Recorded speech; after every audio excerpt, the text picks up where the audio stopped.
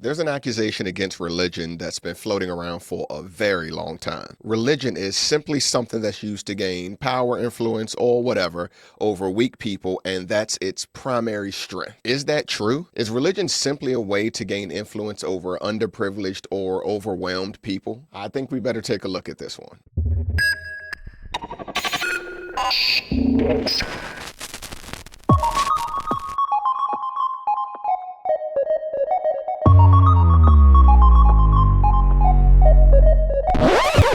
Let me first begin by saying I do see this to be a very fair question. As always, I'm going to explain why. For one, sometimes it's extremely obvious that religion is being used to take advantage of the weak, and that is from the purview of those outside or in, though sometimes those within choose not to look. What I mean by this is, whenever you see an impoverished congregation under the leadership of an obsessively rich person, you know they're being preyed on, though somehow they don't know it. Likewise, this can also be said for those religions that find themselves banging on doors in underprivileged neighborhoods, yet scarcely can be found in areas of esteem. Why would that be? There are, of course, those religions who take advantage of people in prisons, or those who feel belittled by a system of governance. In the black culture, we all know prison Muslims. You know your cousin who went to prison was just a regular criminal when he went in, and then he comes out and he's got his little kufi on and he's pretending to spout wisdom to you. Yeah, that's the one I'm talking about. Also, we can't forget the ones who haunt the hallways in hospitals. I mean, showing up at bedsides can absolutely seem like you're literally preying on the weak. So some of these things can be very obvious. When it is this obvious, how can we not take the question seriously? Secondly, generally speaking, weak people can be susceptible as they look for hope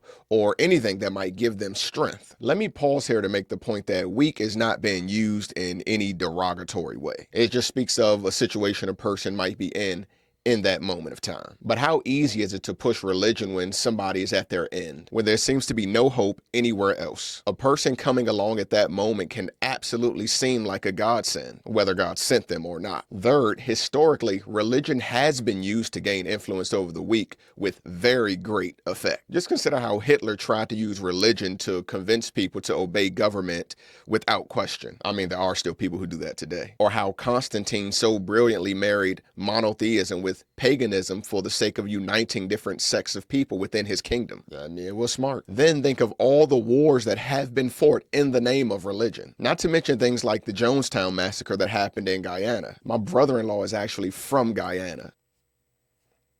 Fun fact, traveling through history, it's clear to see that religion has absolutely been used to sway people with great success, especially people who are weak and in doubt. So again, why wouldn't this be a great question for us to deal with? But there is one more point about what makes this a good and I would say necessary question. In America, many people who ask this question have actual firsthand experience with something like this, either first or secondhand. So to pretend they're just haters would do them a disservice. We have to remember that most of the people who question us have some form of experience with Christianity. After all, in America, Christianity has ruled as its dominant religion since its inception, whether they were truly practicing or not. So not everyone, at least, is spouting ignorant hate. Some people have personally been taken advantage of by religion when they were in a weak state. This can mean monetarily, mentally, and sadly, even sexually. So while there are people who are simply speaking what they've heard and not seen, not everyone is in that category. This is why we have to take the question seriously.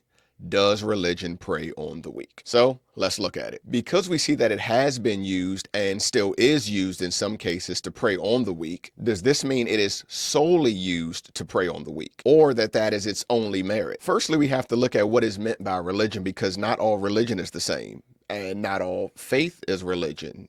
And what's that have to do with God anyway? Come with me. So by definition, religion is a particular system of faith and worship, obviously usually associated with the belief in and worship or veneration of a superhuman power or powers. Let's simplify that just a bit. Religion is a system of practices created by the belief that one is following the desires of or doing the things that an extra-human benefactor would want, in some way or form expecting a reward for this. A system of practices created by belief or a way of life created by belief. But you want to know, how could this vary? Simple. The system is going to be based on the power behind it. That's going to be big about answering this question. What is the power behind the religion? I would already suggest that it's irresponsible and dishonest to put all religion in the same category, because the purpose of the force behind them varies so greatly. A God who says, feed me your children, versus a God who says, I will feed your children, will have vastly different religious ideals. But that creates another very important thought. Faith and religion are not the same. I say this because when people say religion preys on the weak, they're not just speaking of systems. A lot of times they're speaking of the whole idea of faith. So if we're going to continue, I have to separate the two. By definition, faith is complete trust or confidence in someone or something. Strong belief in God based on spiritual keenness and not necessarily proof. In case you didn't catch the difference, religion is practice, faith is belief. Not the same. Stop playing, you see the difference. To be serious with this conversation, one must admit that faith and religion are not the same. Religion stems from faith, but faith is the root. So the question has to go to the root. That gives us two questions here, actually. Does religion prey on the weak?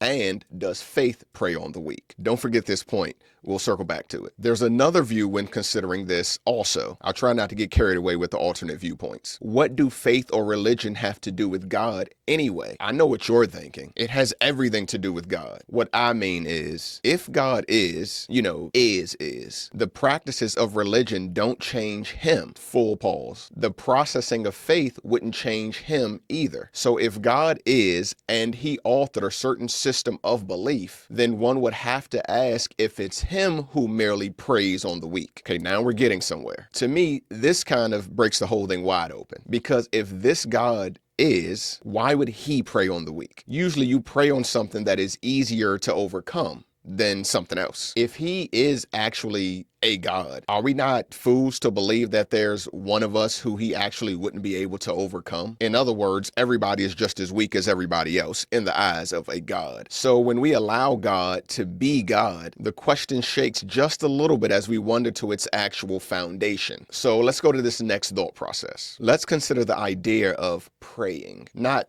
praying, praying. So the definition of prey: to catch and kill for food. That's just the first definition. To bully, exploit, or feed on something that is incapable of or inadequate at self-defense. Let's consider what this question suggests now. We know it's not suggesting that religion is used to physically eat people. At least not anymore, or not much anymore. Are there still religions where people are eating people? Not in America? Maybe in America? Okay, I don't know. Hopefully there are no more religions where people are eating people. But that leaves us with the other definitions. The claim would be that religion, in practice, is something that is merely used to exploit or feed upon those that, for whatever reason, do not have the power, desire, nor the skill to fend it off. All right, so now we can really begin talking about this. But I've got to work backwards from where we started, which would actually be forward from where we began. Let's start with the concept of God and whether he'd create a religion allowing people to lord themselves over other people. Of course, this comes with an idea or belief in God being real and being God. But also, of course, that's something that I believe, and arguing that point is not the point of this episode, so I can do that for you another time. That said, let's look at God in relation to this question. Firstly, did God create religion to begin with? Yes, he did. Now, if one has an outside view of God being impersonal or just the universe or stuff like that, they'd have more of an issue with this thought process. That's not what we're dealing with at the moment. We're providing that the monotheistic God is. That's my starting point. So looking at the idea of God being sovereign, one would have to say that he is the author of religion, systems of belief. However, it must also be said that men created religions as well, along with fallen angels, false gods, and the like. This point is really, really big. This will let us know that there is a true religion, the one that God made, and many, many false religions, some of which were absolutely create to subjugate certain pockets of humanity. But back to God. Why did God even create religion, especially if it had built in it the ability to be corrupted? Come on, God. For this, one has to travel back to the Old Testament where he introduced religion, which he did, to the Hebrews. Very simply, this was religion. Get out your notepads, kids. This one's on the test. A system God set in place to teach people how to live in harmony with him, a perfect being with plans extending into eternity. Without the creation of religion, how would we even know what God wants? I think people don't recognize how huge of a point that actually is, primarily because people see God as just another human. So they imagine that he doesn't want anything different than what a human lord, parent, or ruler might want. The problem is, look at me closely, God is not a human. But anyway, this thought process is not so different from how we are ourselves. Just imagine having children in your house and not teaching them your ways at all. What would that house be like? What would your kids be like? What would my kids be like? Whatever they would be like, it's no way possibly that you all be able to live in harmony. As you study the religion God built, you'll find that it has nothing to do with people lording themselves over other people by way of rule, as that honor was pointed to him alone. I mean, that's a really big point. If the religion exclusively points to God as Lord, I can't honestly say that religion is to blame for people lording themselves over others. Now, removing God, is religion made to subjugate people? Maybe, but removing God, there's no point to this conversation. However, we'll consider more later how the religion given to the Hebrews does not bear the fruit of one created to subjugate people. But let's look at faith now, and then we'll jump to religion for religion's sake. We've looked at God, and I believe we can say God did not create religion to subjugate people. He created religion to teach people his ways, to test people to see if we would be fit to inherit his kingdom, and to keep people safe from themselves. Yeah, a lot of the law,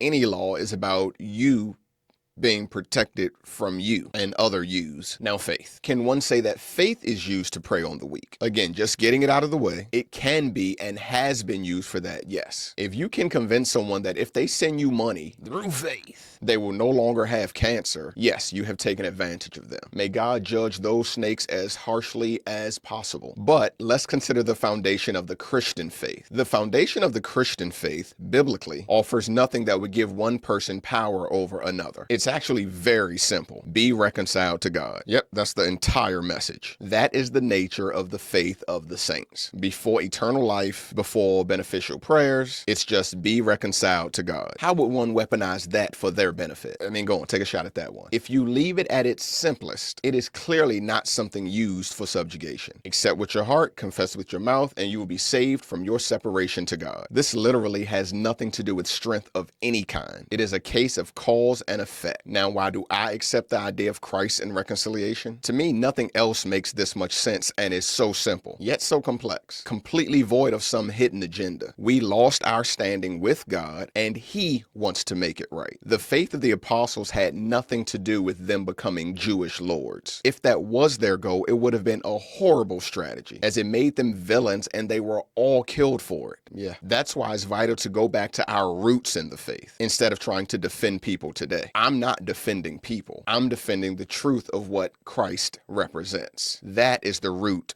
of faith. How people have stolen and warped it to subjugate other people has nothing to do with God or with Christ or with the true church and the saints. I'm not defending those people. This is the nature of our faith. No, it does not subjugate. It offers hope and freedom. But after faith did come religion. So we have to finally consider the religion that faith brought and ask, is this about preying on the weak? So, if faith reconciles us to God, what in the world is all this religion stuff about? A wonderful question for us to consider. Could it be that the religion surrounding us was set up as a means for religious leaders or governments or whatever to hold their positions of power? Not if we allow the Bible to speak louder than men. So let's look at our religion. Firstly, understand that Christ and the saints were extremely critical of religion to begin with, because the Jews had used it on the other Jews as a means of subjugation. Of course, by twisting the religion that God gave to them in the first place, which, as we already saw, had everything to do with us being able to live with him harmoniously. I'll give you some scriptures that you can read about this. If I read them for you, which I would love to do, it would take forever. Matthew 23, 1 through 15,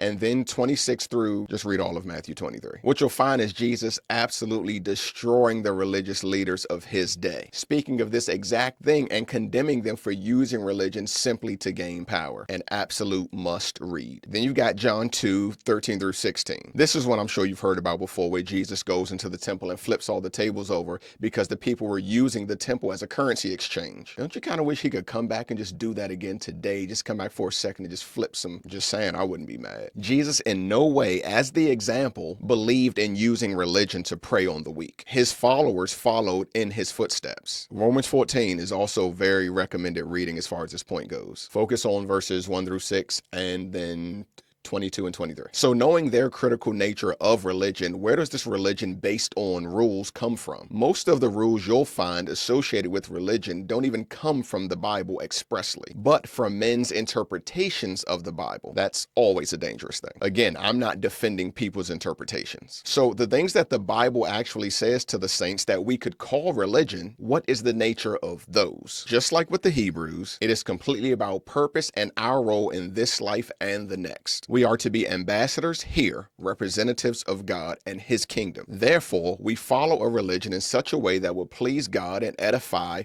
others. Edify to build up. That is what is at the heart of our religion. Now, absolutely, people are guilty of using religion to gain power, telling you how to spend your money or how often to come to church and what to wear when you get there and what to do with whatever you do, so on and so forth. Most of this stuff is not biblical. While some of these things are hinted at, it's primarily a man-made construct, one that I personally do not even follow. I'm obviously speaking of the man-made part. Now, at the same time, we have to remember that some people absolutely love being led around by this man-made construct. What it does for them, it removes the accountability to God. Just tell me what to do and I can ignore God in my real life. Then I'll just do what you tell me instead. Easy, no spiritual accountability. So any religion or religious practices that comes from scripture itself is purposeful in some manner and has no fruit of subjugation. Bouncing back to that point, nowhere in the entirety of the Bible, Old or New Testament, do we see the fruit of a religion built upon the idea of preying on or controlling weak people. The tone of the Bible is always reconciliation to God, whether in weakness or strength, rich or poor, barbarian or Scythian, Jew or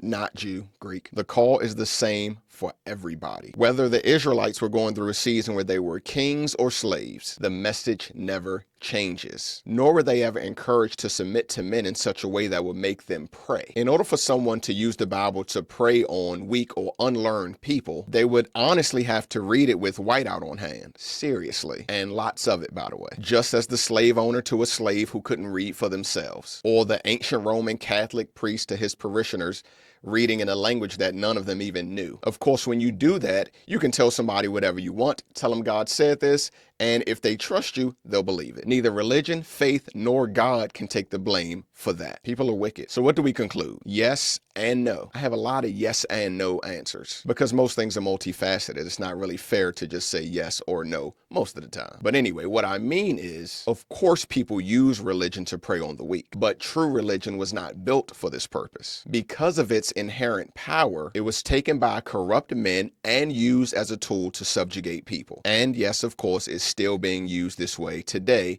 in some, maybe most cases. I'm not going to say most. We'll just keep it at some. You're right, maybe most. But this is why we should never defend an idea wholesale. There is really no cause for us to defend religion, only the truth that Christ presented. A religion built upon reconciliation and love. At the same time, we can't allow ourselves to agree with wholesale contradiction. Some religion is about subjugation, but no, that is not its original nature, at least not the original nature that God gave, nor is that its purpose when used properly. So I think y'all can stop with that one.